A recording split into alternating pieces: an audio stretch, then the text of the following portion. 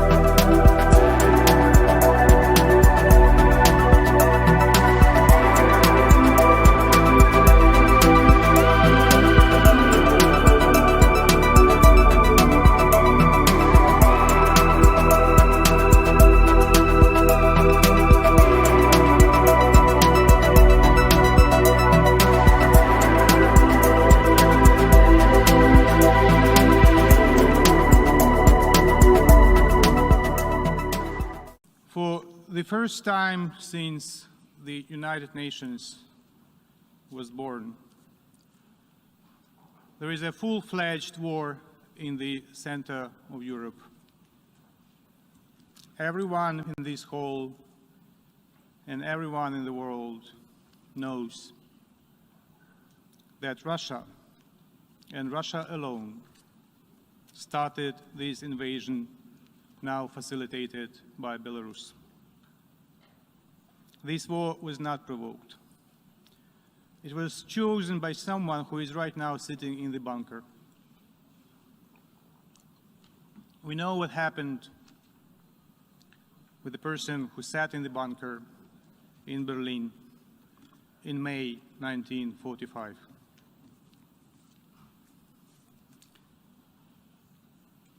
Before I continue with my formal statement, I would like to switch to Russian and invite you to put on the headphones, because I would like to read from the screenshot of the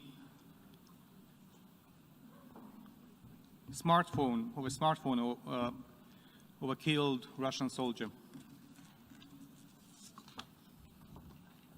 That's an actual screenshot from someone who is dead already.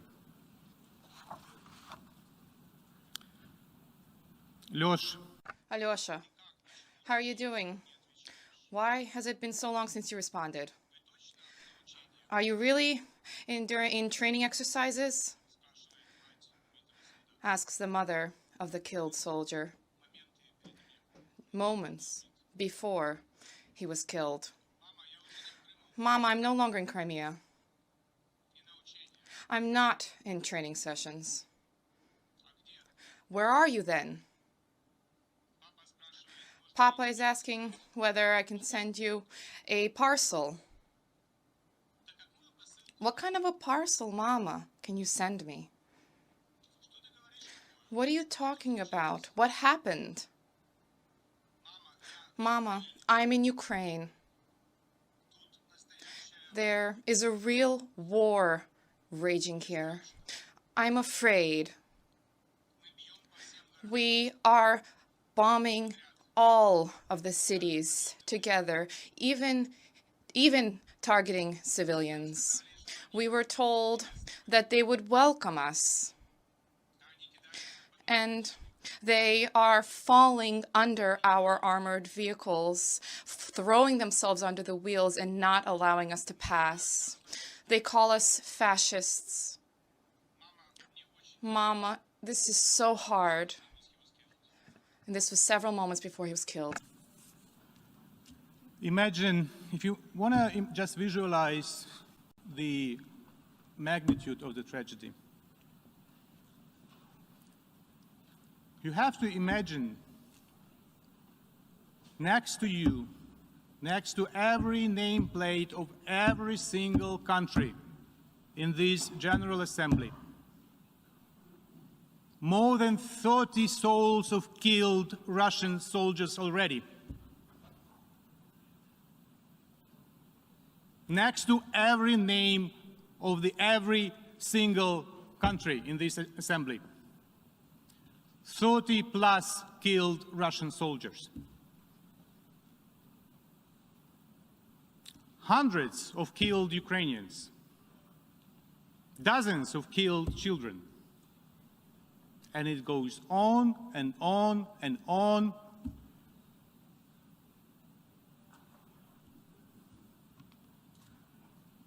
So just imagine those killed people next to you when you will listen to my formal statement.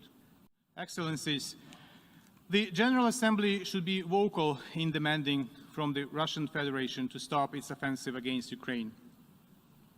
In recognizing Russian actions as an act of aggression against a sovereign and independent state, in demanding from Russia to immediately, completely, and unconditionally withdraw its forces from the territory of Ukraine within its internationally recognized borders, in demanding from the Russian Federation to reverse the decision related to the status of certain areas of Donetsk and Lugansk regions of Ukraine, in demanding full compliance with the provisions of international humanitarian law.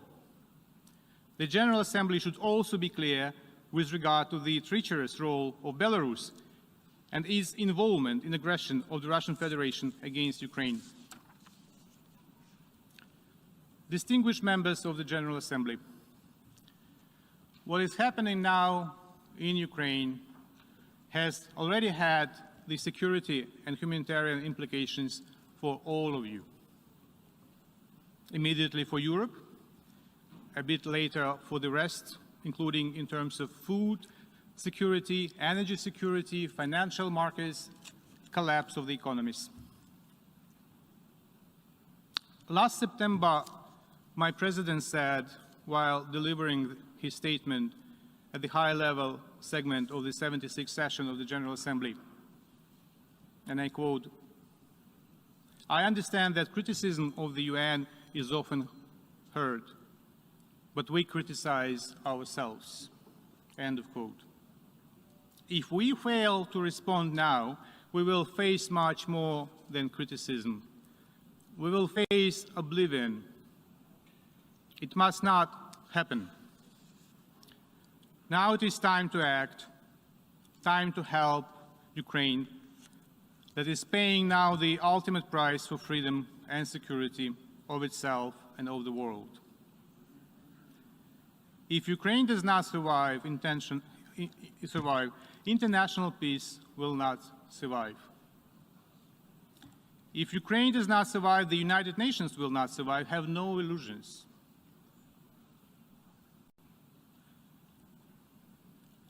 If Ukraine does not survive, we cannot be surprised if democracy fails next. Now we can save Ukraine, save the United Nations, save democracy, and defend the values we believe in and that Ukrainians are fighting for and paying with their lives. The Russian delegate will speak shortly. Putin has done everything to delegitimize the Russian presence in the United Nations. But I wonder if the Russian presence in the United Nations has ever been legitimate. I wonder if ever this assembly voted in accordance with paragraph 2 of Article 4 on admission of the Russian Federation to the United Nations, either in December 1991 or in January 1992, or wherever thereafter. I want to ask the delegates whose countries voted for admission of the Russian delegation to the United Nations to raise their hand, to confirm that Russia was admitted to the United Nations according to the Charter.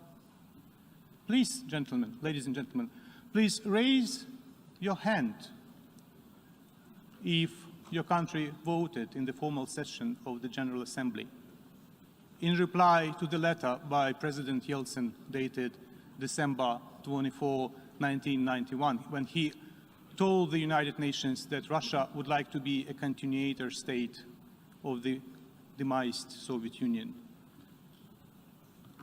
Anyone? Shall I put my glasses if my vision fails me and I don't see any hand raised? Any country? Anyone voted for Russian membership? I leave you with that, and think about it when you listen to the Russian delegate.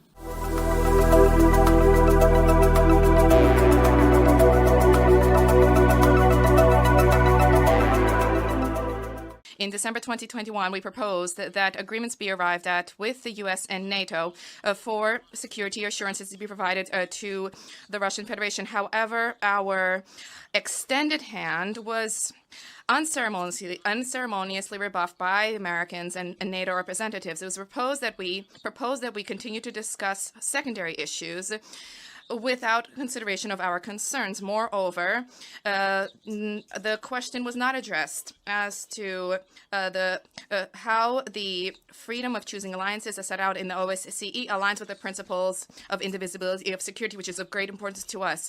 Probably many of you wonder what should be done now and what role can the United Nations play in addressing the Ukrainian crisis. We believe that the UN can and should play its role, help to bring the stakeholders' positions closer together and to eradicate the causes of conflict. The key role here, according to the Charter, should be played by and lies with the Security Council. However, attempts to calmly discuss this issue is something our partners did not deign to undertake. For this reason, the Russian Federation on 25 February voted against the anti-Russian and anti-Ukrainian draft resolution of the Security Council. It is anti-Russian, this document. There's no need to explain why. It suffices to have a cursory glance at the document. Why is it anti-Ukrainian, the document? Because this document, beyond any doubt, is inconsistent with the root interests of the Ukrainian people insofar as it is an attempt to salvage and to cement in Ukraine those authorities who brought the country to the brink of tragedy. And this tragedy has been ongoing for 8 years now. The main reason for our negative vote was not what was in the draft, but what was not included in the draft. If the sponsors were to attempt to make it even remotely balanced, then they would not have left out issues that need to be addressed in the context of the Ukrainian issue. Specifically, what was unaddressed was the way that the anti-constitutional coup in Ukraine, in Kiev, in February 2014, resulted in the Maidan junta seizing power and using it against the residents, shelling civilian areas with artillery pieces and multiple rocket launchers, and raining bombs on the people of Donbass and Lugansk. What was unaddressed was how the Ukrainian authorities, with the tolerance and indulgence of Western sponsors, consistently and cynically shirked their obligations to implement the Minsk agreement. At the same time, at the line of contact, Ukrainian death squads, first and foremost comprised of neo-Nazi and radical elements, methodically, day after day, shelled the residential areas of DPR and LPR, killing women, children, the elderly. This is ongoing today. How can we fail to mention the fact that the Ukrainian nationalists have been perpetrating crimes for all these 8 years? The protesters against Maidan and Odessa were burned alive. The peaceful protesters and the Maidan were shot out, killed by snipers. The investigation into these tragedies by the Maidan regime was deliberately swept under the rug. At the same time, the perpetrators in the Odessa tragedy are well known. They are flaunting their presence, and an alternative investigation into the reasons, into the acknowledgement by these snipers unambiguously emphasizes that the slaughter on Independence Square was a provocation by the leaders of Maidan. We specifically last year held an informal Security Council ARIA formal meeting on this issue in order to provide colleagues at the Security Council with more information about this. However, in response, at best, we heard from Western sponsors merely hackneyed cliches about Russian propaganda. What kind of a text resolution on Ukraine can there be in the above-mentioned circumstances? There's a need to ensure that there was a need for the text to have a frank assessment of the role in inflating the Ukrainian crisis played by Western colleagues who not only were present in the Minsk negotiations, but effectively gave Kiev carte blanche to carry out any actions or steps that would be unthinkable for any civilized states. With tales being spun about the triumph of democracy in Ukraine, the Maidan authorities and nationalists engaged in, with impunity, murdering political opponents, persecuting opposition, shuttering opposition television outlets, where there could be some relatively objective information provided. 6 of those television channels were shuttered under Zelensky alone. And how could we fail to mention the fact that the country was flooded with weapons, which were then turned on peaceful civilians in Donbass? The responsibility for what is taking place right now lies at the feet of the current Ukrainian leadership as well as our Western colleagues. Today, we wish to emphasize that this has been inflated by the lies, deceit, misinformation from the Ukrainian armed forces, and the nationalist Western media outlets increasingly, shamelessly are portraying our military operation as a result, as a negative consequence. We constantly hear lies, fakes about indiscriminate shelling of Ukrainian cities, hospitals, schools, kindergartens. The Russian army does not pose a threat to the civilians of Ukraine. Is not shelling civilian areas in areas and cities where Russian armed forces have taken control. And these areas are seeing citizens living their lives normally. Basic infrastructure, transportation, local infrastructure, and law and order is being upheld. And this includes the electrical station, the power plant, which is jointly patrolled by Russian representatives and the special Ukrainian police who are present in the area. The Chernobyl plant is also operating normally. The threat to the residents of Ukraine presently is posed by the Ukrainian nationalists who have effectively taken hostage the residents of Ukraine, and they're using them. They're hiding themselves behind them and using them as human shields. There's an abundant evidence from ordinary Ukrainians that nationalists, despite their protests, have been deploying heavy equipment and multiple rocket launchers in residential areas. This is an egregious violation of international humanitarian law, which needs to be duly condemned. Effectively, this is the same tactic that is being used by ISIL terrorists. All of the responsibility for the possible repercussions lies at the feet of the Maidan regime. The residents of Ukraine are also threatened by the unfettered, uncontrolled radical elements giving to all of those who wish, including criminals who have specifically been released from prison. They are now receiving weapons, and the looters and marauders and criminals are now using them to target civilians. There is sufficient and abundant evidence of this from residents of Kiev and other cities. This demonstrates the recklessness of Ukraine authorities vis-a-vis their women. Just now, we received a letter from the Ukrainian human rights civic organization, the Social Policy and Social Protection Institute, under the name of Irina Berezhna. For 8 years, this body has been informing international structures about how the neo-Nazism was born and proliferated in Ukraine, and how it has been and continues to be held at the state level. I briefly quote today.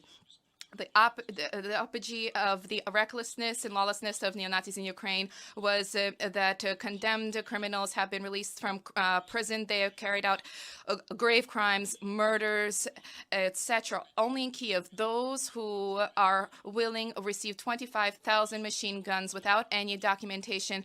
Killings, looting, crime is ongoing. Those so-called territorial defenders of Ukraine shot at a car, killing parents and a young girl. 2 children are in hospital, critically wounded. The former acting president, following the unconstitutional coup in February of 2014, Turchinov, called on all citizens who are not indifferent to slaughter Russians throughout the territory of the country. And this, despite the fact that the most recent document for Ukraine in 2019 sets out that almost 17%, and actually far more people are Russian there.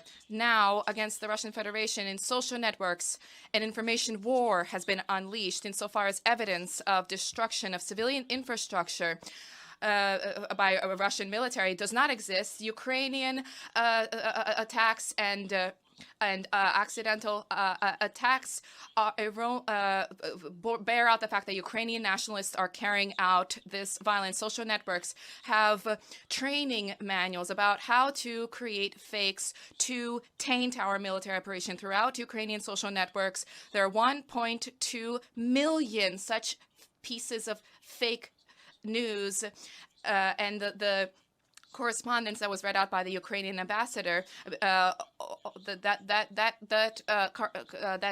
conversation that was read out is also a part of these facts, and these fakes, and this is well known. We also did not support the draft resolution for this issue to move from the Security Council and be addressed by the General Assembly special session today. We were guided by the fact that this measure proposes that we register that the Security Council failed to uphold its main responsibility for the maintenance of international peace and security, and at the same time, there was not even a hint at an attempt to find a constructive solution at the Security Council. Attempts to circumvent the position of the Russian Federation, to disregard the position of the Russian Federation, runs counter to the very bedrock of the United Nations. There's a need to find common ground, regardless of our Western partners' attempts to avoid this, including when they disregarded our legitimate concerns in connection with NATO policy and Western countries' breach of the core principles of the OSCE on indivisibility of security.